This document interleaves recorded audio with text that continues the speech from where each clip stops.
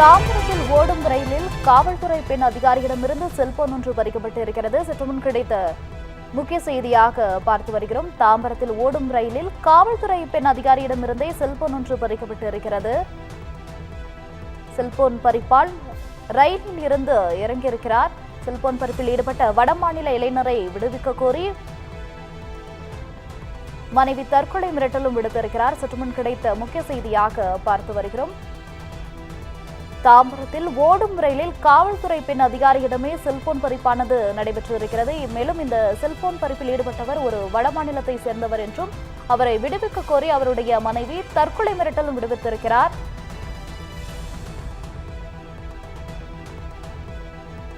Cellphone பறிப்பால் ரயிலில் இருந்து தவறி விழுந்த பெண் அதிகாரி படுகாயமும் அடைந்திருக்கிறார். முக்கிய செய்தியாக பார்த்து வருகிறோம்.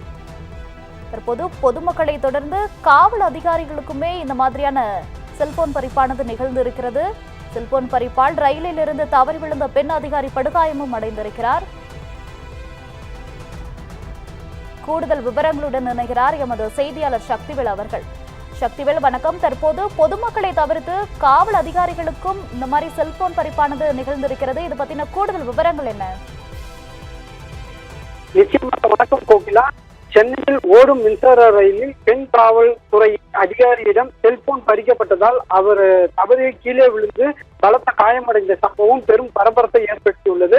தென்காசி மாவட்டத்தைச் சேர்ந்த அடலின் பிரபா என்ற இளம் பெண் சென்னை மயிலாப்பூரில் உள்ள காவல்துறை தடய அறிவியல் அலுவலகத்தில் அதிகாரியாக பணியாற்றி வருகிறார். இவர் சென்னை லைட் ஹவுஸில் பகுதியில் உள்ள பெண்கள் விடுதியிலும் வருகிறார். தாம்பரத்திலிருந்து சென்னை கடற்கரையை நோக்கி சென்ற மின்சார ரயிலில் செல்போன் பேசியபடி பயணம் செய்து கொண்டிருந்தார். அப்போது சானிட்டோரியம் ரயில் நிலையத்தில் ரயில் புறப்பட்டுக் கொண்டிருந்த வேளையில் வடமாநிலத்தைச் சேர்ந்த நபர் ஒருவர் கண்ணிமைக்கும் நேரத்தில் அவரது செல்போனை பறித்து சென்றுள்ளார். இதனால் அதிர்ச்சி அடைந்த அடலின் பிரபா ஓடும் ரயிலில் தவறி கீழே விழுந்தார். இதில் அவரது இடது முகப்பகுதி மற்றும் தலையில் பலத்த காயம் ஏற்பட்டு ரத்த காயங்களுடன் சிகிச்சைக்காக அவசர ஊர்தி மூலம் தாம்பரம் அரசு தலைமை மாவட்ட மருத்துவமனைக்கு அழைத்து செல்லப்பட்டனர். பின்னர் மேல் சிகிச்சைக்காக தனியார் மருத்துவமனையிலும் அனுமதிக்கப்பட்டுள்ளனர். இதனிடையில் செல்போனை பறித்த நபரை பொதுமக்கள் மடக்கி பிடித்தனர். அப்போது அது என் மனைவியின் செல்போன் என்று இறுதியில் கூறி தப்பிக்க முயன்றதாக கூறப்படுகிறது.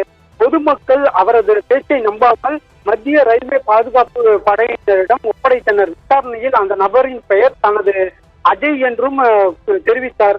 மேலும் அவர் கஞ்சா போதையில் இருந்ததாகவும் விசாரணைக்கு ஒத்துழைக்காமல் காவல்துறையினரிடம் நீண்ட நேரம் வாக்குவாதத்திலும் ரகளையிலும் ஈடுபட்டதாக கூறப்படுகிறது. அதே நேரத்தில் காவல் நிலையத்திற்கு அழைத்து வந்த விசாரணை மேற்கொண்டிருந்த போது அவரது மனைவியும் மற்றும் கை குழந்தை வந்துள்ளார்.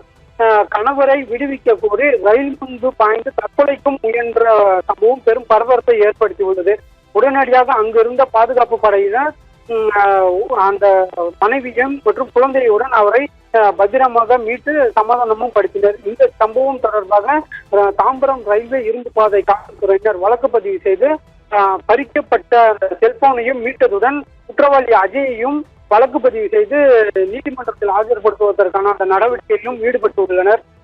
காவல்துறையின் தடய அறிவியல் பிரிவில் பணியாற்றி வரும் பெண் அதிகாரியிடம் ஓடும் ரயிலில் செல்போன் பறிக்கப்பட்ட சம்பவமும் அவர் கீழே விழுந்து படுகாயம் அடைந்த அந்த சம்பவமும் சென்னை ரயில் பயணிகளிடையே பெரும் அதிர்ச்சியையும் பரபரப்பையும் ஏற்படுத்தியுள்ளது. தகவல்களுக்கு நன்றி சக்திவேல்.